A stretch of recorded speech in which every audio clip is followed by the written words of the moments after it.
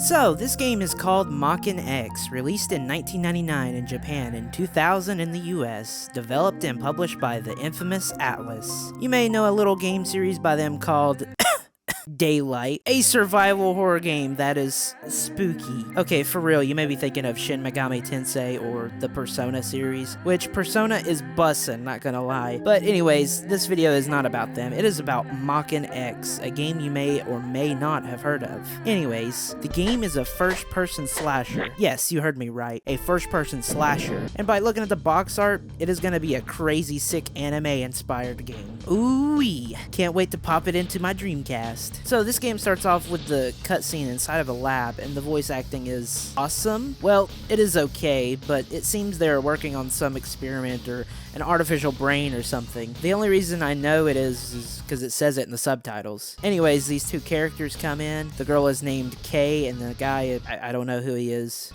Should I be worried about him? Anyways, they get to see this thing called Maken, which is basically like artificial intelligence sword, but long story short, something goes wrong and these zombie-like creatures come in. Look, I don't know what to describe what I'm seeing. I'm doing my best here. And then you have to go slashy on people. Look, the story may not be important, but as long as I can slash stuff up, I am happy. Also, after looking into the game, all thanks to the official wiki, it seems like Maken is an artificial demon that uses a brain-jacking ability that can control humans. So, we first start off in this lab area. Honestly, it just reminds me of Prison Lane in Sonic Adventure 2, with all these huge sliding doors and whatnot. We come across enemies, and let me tell you, viewer, the controls in this are good as aged milk. Let me show you something. So you know how in most modern typical FPS games you have two sticks, one for movement and one for aiming. Well, take a look at the Dreamcast controller. Do you see two sticks? No? Well then now you can see my problem. So basically, to define the controls simply, your character has tank controls with the left stick. It moves your character forward and turns left and right, and the trigger makes you strafe left and right. Yeah, very disorienting. Anyways, you get used to it after a while. The game has this lock-on ability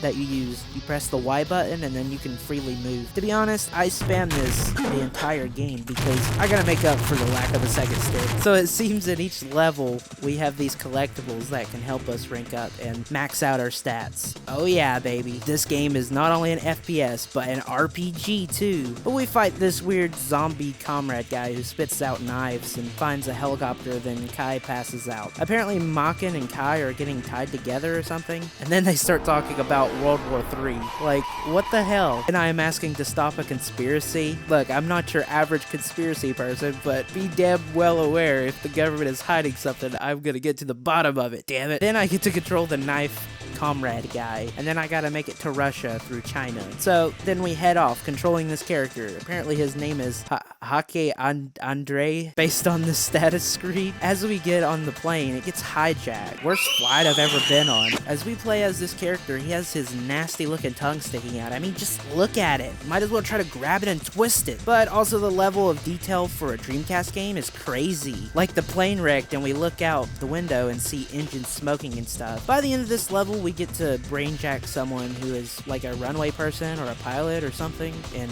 we escape. So then we are in Hong Kong. I love the atmosphere of this level, but man, this level kind of sucks. Okay, well, this is where the game throws multiple enemies at you at once. You gotta juggle between 4 to 5 enemies at once. Also, the game gets dark. Like, I could barely see throughout this level anyways, and we finish that level and move on to Moscow. We meet a girl named Kitty, I think. I don't remember really. And she leads us to meet Kay's father. But meanwhile, the doctors are talking about if Maken fuses with Kay's psi, she will become a vegetable. For real, apparently Kay's father's soul has been stolen by Geist, and now we gotta defeat Geist? Bruh, I don't even know what Geist looks like. I think that is Geist on the cover. So, that is the main boss. Okay. Anyway, we actually go through Moscow and look, a snow level, just like Sonic Adventure. Okay, but this level is hard. It really shows how bad the controls are. If you get more than one enemy and they get behind you, they're gonna drain the crap out of your health. And by the time you get turned around, they have gotten like 5 or 6 strikes on you. And let me tell you, viewer, these stupid drones, they freaking suck. I hate them. They crash right into you, and it takes a chunk of your health away. Quite a bit of it.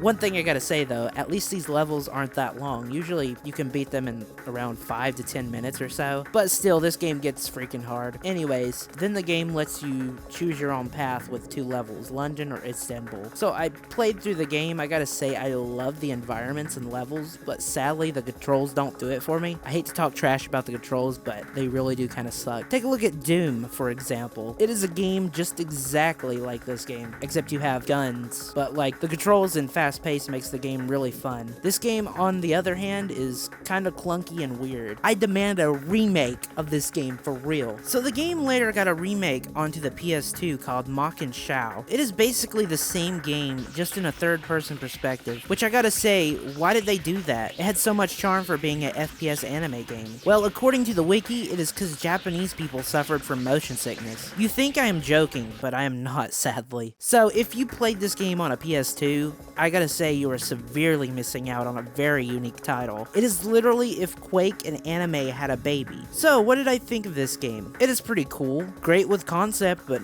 not too well with execution. If they remade that game, then hell yeah, it would be amazing. If not, then have them remaster it for PC or something. Please, Atlas, I beg of you. Anyways, as for the reception of this game, it got kind of mid to pretty positive reviews. Look, this game was released at the end of the millennium. We didn't even know if it was going to survive Y2K, so come on, cut us some slack. Anyways, the game is sort of a weird but awesome experience. If you love late 90s anime RPG games, then this game is for you. So yeah, that is going to do it at the end of this premiere of Season 4. Thanks to Peach on Fiverr for making the new VTuber, or the new toontuber for the channel. Thank you so much. Yeah, I'll leave links to everything in the description, so yeah.